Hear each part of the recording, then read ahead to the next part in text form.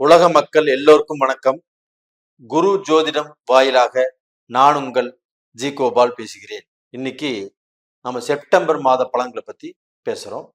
இந்த செப்டம்பர் மாதத்தில் உங்களுக்கு கிரக அமைப்புகள் எது மாதிரி நடைபெற்றிருக்குது அப்படிங்கிறத இப்ப பார்த்துடலாம். இப்ப ரிஷபத்துல குரு பகவான், மிதுனத்துல செவ்வாய் பகவான், சிம்மத்துல சூரிய பகவான், புதன் பகவான். சிம்மத்தில் இருக்கக்கூடிய சூரியனாகப்பட்டது பெயர்ச்சியாகி செப்டம்பர் மாதம் 16ஆம் தேதி கன்னிக்கு வந்துருவாங்க. அதே சமயம் அங்க இருக்கக்கூடிய புதன், சிம்மத்தில் இருக்கக்கூடிய புதன் ஆகப்பட்டது செப்டம்பர் 23ஆம் தேதி பெயர்ச்சியாகி கன்னியில் இருக்கக்கூடிய கேது கூட சேர்றாங்க. அங்க அந்த புதன் பகவானும் ஆட்சி உச்சமாகறாங்க. அது போக அந்த கன்னியிலேயே சுக்கிர பகவான் நீச்ச கதியில் இருக்கிறாங்க. 19ஆம் தேதி பெயர்ச்சியாகி துலாமுக்கு வர்றாங்க. கும்பத்துல சனி பகவான் வக்ரம், மீனத்துல ராகு பகவான். இதுதான் இந்த மாத கிரக நிலை. நம்ம ஒவ்வொருத்தருமே ஒவ்வொரு மாதமும், ஒவ்வொரு வாரமும், ஒவ்வொரு நாளும், ஒவ்வொரு வருஷமும் நம்முடைய நிலை மாறாதா? நாம எதிர்பார்த்த தொழில் கிடைக்காதா? நம்ம வெளிநாடு போவோமா போக மாட்டோமா? நம்ம வெளிநாட்டுல போய் இந்தியால சொத்து சம்பாரிச்சு நம்ம சாதிக்குமா சாதிக்க மாட்டோமா? நம்மளுக்கு திருமணம் ஆகுமா ஆகாதா? அப்ப நம்ம வாழ்க்கையில் இருக்கக்கூடிய பிரச்சனைகள் தீருமா தீராதா அப்படிங்கிறதுக்கோசரம் நம்ம இந்த வீடியோவை பார்த்துட்டு இருக்கிறோம், யூடியூப்பை பார்க்கிறோம். அப்ப அந்த வரிசையில பாத்தீங்கன்னா இந்த செப்டம்பர் மாத பலன்கள், இந்த செப்டம்பர் மாத பலன்கள் ஆகப்பட்டது சிம்ம ராசிக்காரங்களுக்கு எப்படி இருக்குது இதை பார்க்க போறீங்க. இந்த வீடியோ ஒரு முக்கியமான வீடியோ, ஒரு நல்ல வீடியோ. இந்த வீடியோவை பார்த்துட்டு உங்களுடைய நண்பர்கள், உறவினர்கள் இதே ராசியாக இருந்தா அவங்களுக்கு அனுப்புங்க, உங்களுக்கு ஒரு புண்ணியம் கிடைக்கும். அப்போ இந்த சிம்ம ராசிக்கு இந்த மாத பலன்கள், அப்போ சிம்ம ராசிக்கு தொழில் காரகன் யாரு அப்படின்னா சுக்கிர பகவான். அப்ப அந்த சுக்கிர பகவான் ஆகப்பட்டது உங்களுடைய ராசிக்கு 2ஆம் இடத்தில் நீச்ச கதியில் இருக்கிறார். அப்ப நீச்ச கதினா 0 கண்டிஷன். அப்போ இந்த மாதம் 18ஆம் தேதி வரைக்கும் அந்த சுக்கிர பகவான் நீச்ச கதியில் இருக்கிறார். அப்ப நமக்கு தொழில் காரகனே நீச்ச கதியில் இருக்கும்போது நமக்கு தொழில் எப்படி இருக்கும், நம்மளுடைய பிசினஸ் எப்படி இருக்கும், நம்மளுடைய வியாபாரம் எப்படி இருக்கும் நினைச்சு பாருங்க. அப்ப இந்த பீரியட்ல நீங்கள் உங்க தொழில்ல ஒரு பெரிய முன்னேற்றத்தை பார்க்கலாம், ஒரு பெரிய லாபத்தை பார்க்கலாம். இந்த டயத்தில் நம்ம சம்பாரிச்சு ஏதாவது நம்ம கடனை கட்டலாம், இல்ல இந்த டயத்தில் நம்ம இந்த இன்வெஸ்ட் பண்ணி இந்த தொழிலை நம்ம ஒண்ணுமே வளர்ச்சி ஆக்கலாம். இப்படிப்பட்ட எண்ணங்கள் உங்களுக்கு இருக்குது அப்படின்னா கண்டிப்பாக இந்த 18 நாட்களும் 19 நாட்களுக்கும் இந்த மாதிரி எண்ணங்களை தவிர்த்து கொள்வது நல்ல விஷயம். அப்போ உங்க பிசினஸ் இப்ப எப்படி போயிட்டு இருக்குதோ, உங்க வேலை எப்படி போயிட்டு இருக்குதோ, உங்களுடைய வியாபாரம் எப்படி போயிட்டு இருக்குதோ, அது அப்படியே அந்த போக்குலயே போங்க. அதை பார்க்க போனா இன்னைக்கு நான் பெரிய லெவல்ல பண்ணணும் அப்படிங்கிறதோ, இல்ல பெரிய லெவல்ல அதுல பெரிய லாபத்தை எதிர்பார்க்கிறதோ இந்த காலகட்டத்துல வேண்டாம். அப்ப நம்ம ஏதாவது பெரிய லாஸ் ஆயிருமா, பெரிய பிரச்சனைகள் வந்துருமா, ஏதாவது சோதனைகள் வந்துருமா அப்படின்னா உங்களுடைய ராசிநாதன் சூரிய பகவான் உங்களுடைய ராசியிலேயே ஆட்சியாக இருக்கிறதுனால நீங்க அந்த மாதிரி லாஸ் எல்லாமே ஆக மாட்டீங்க. உங்களை லாஸ் ஆவதற்கோ இல்லை நீங்க ஏமாந்து போவதற்கோ உங்களுடைய ராசிநாதன் ஆட்சியாக இருக்கிறதுனால கண்டிப்பாக உங்களுக்கு அந்த தெம்பு, அந்த வைராக்கியம், எதை செஞ்சாலும் ஸ்ட்ராங்கா செய்யணும், நல்ல யோசனை பண்ணி செய்யணும் அப்படிங்கிற திங்கிங் உங்களுக்கு வந்துடும். அதனால பயப்பட வேண்டாம். அப்ப அந்த சுக்கிர பகவான் ஆகப்பட்டது 19ஆம் தேதி துலாமுக்கு வந்துடுறாங்க. அப்ப அந்த 19ஆம் தேதி அந்த துலாமுக்கு வரக்கூடிய சுக்கிர பகவானால் மீன ராசியில பிறந்த உங்களுக்கு ஒரு விடிவு காலம் கிடைக்குது. அப்ப நாம ஒரு ஒரு ஒரு பிடியிலிருந்து நம்ம அப்படியே தப்பிக்கிறோம், வெளியில வர்றோம்.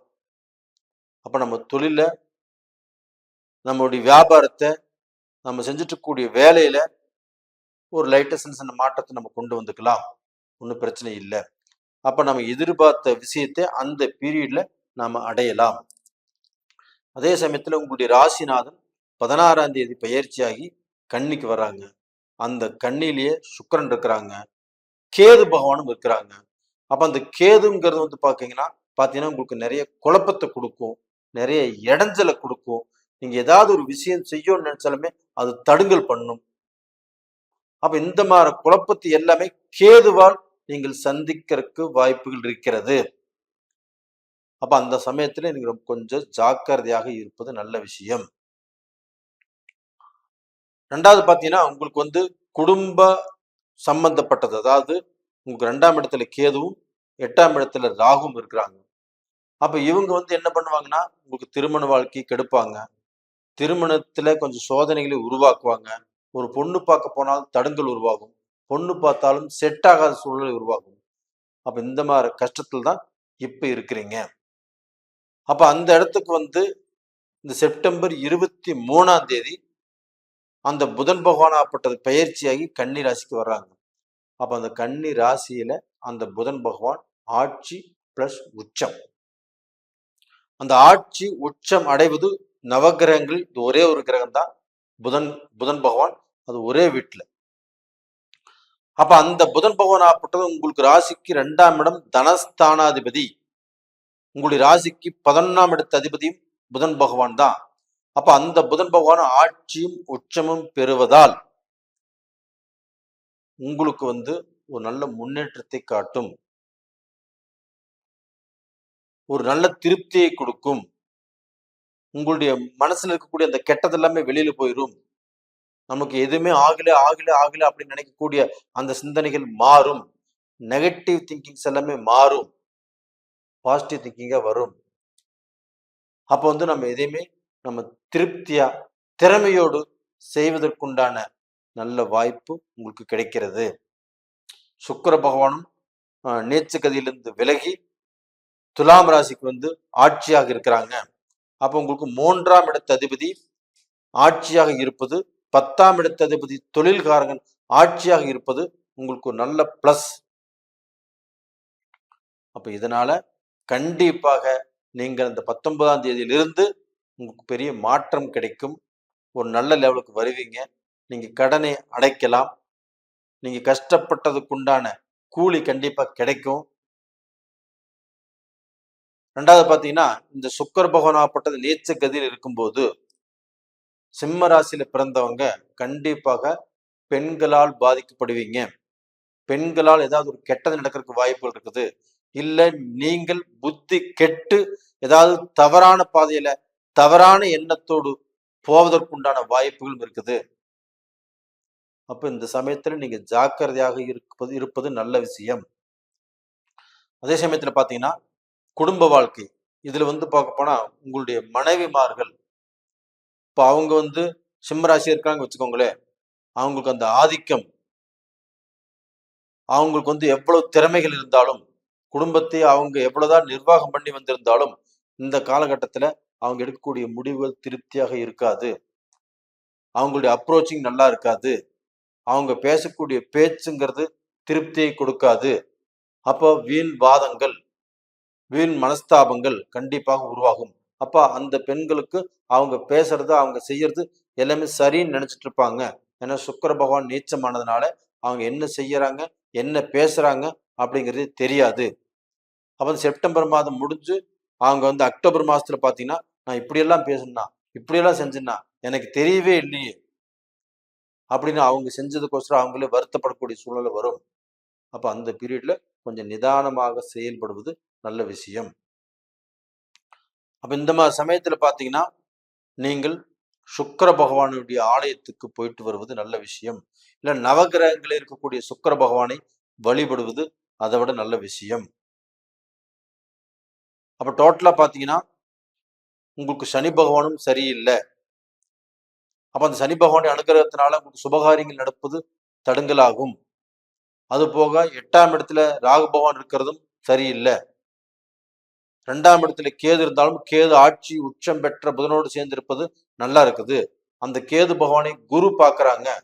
அப்ப அந்த குரு பகவான் பார்க்கறதுனாலையும் உங்களுக்கு தனஸ்தானத்தை பார்க்கறதுனாலையும் பணம் ஏதாவது ஒரு வழியில வந்து உங்களுக்கு திருப்தியை கொடுக்கும்.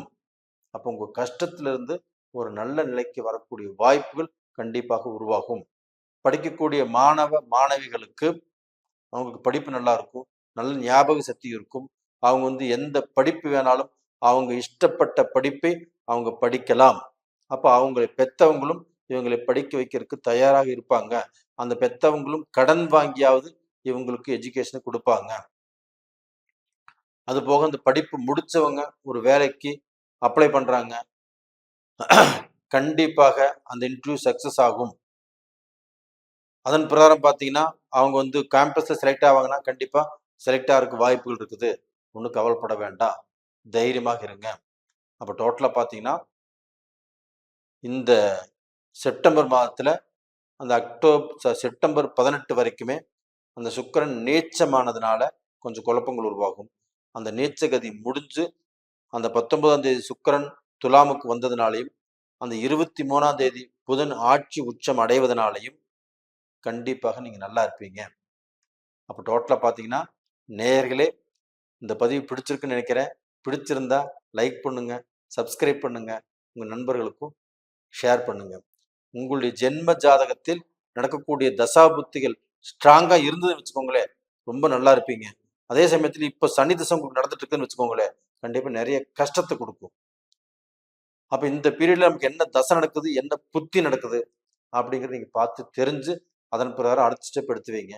அப்படி நீங்க ஜாதகம் பார்க்கணும்னு நினைச்சீங்கன்னா கீழே 2 நம்பர் கொடுத்துருக்குறோம், கான்டாக்ட் பண்ணுங்க. நன்றி, வணக்கம்.